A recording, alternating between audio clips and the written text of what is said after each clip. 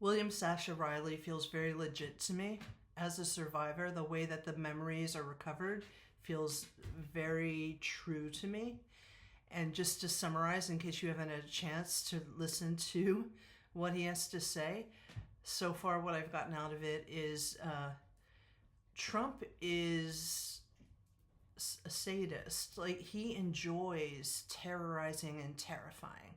That's his thrill.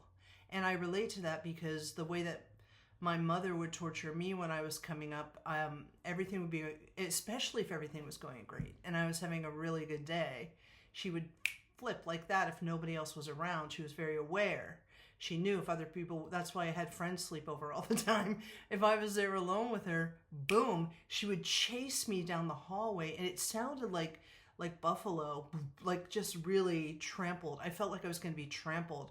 And it felt like she was 3 times my size, probably twice my size at least. And I would just run because that's predator prey. That's what you do. And if I made it to the end of the hallway, I could shut myself in my room, and then she would put a latch on the outside of the door to lock me in.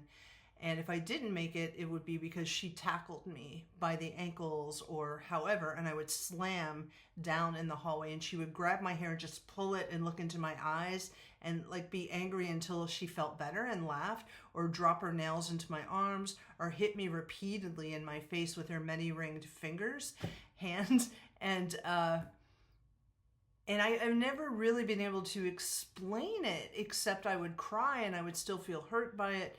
But also, we all have limits, much like Sasha had his limits. And so when Trump laid face down and Sasha had to grab a condom to service him, he put the condom on a rod that he had spotted in the room instead and kicked it as hard as he could up Trump's anus. And so this may be the reason for his incontinence. And I thought, yeah, I understand that, because there was a time where my mother was trying to get my stepfather to help her, put me on the bed, held me down by my wrists on my back, and I blacked out. I remember nothing except I was on top of her, holding her wrists down, staring into her face, kind of wanting to kill her. And she was just saying, get off of me, and playing the victim. And my stepfather was like sinking to the floor, leaning against the closet, just in shock by the whole thing.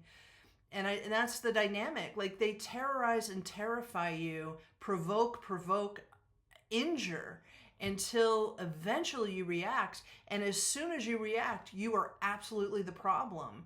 You're insolent. You are uncaring. You don't love this person.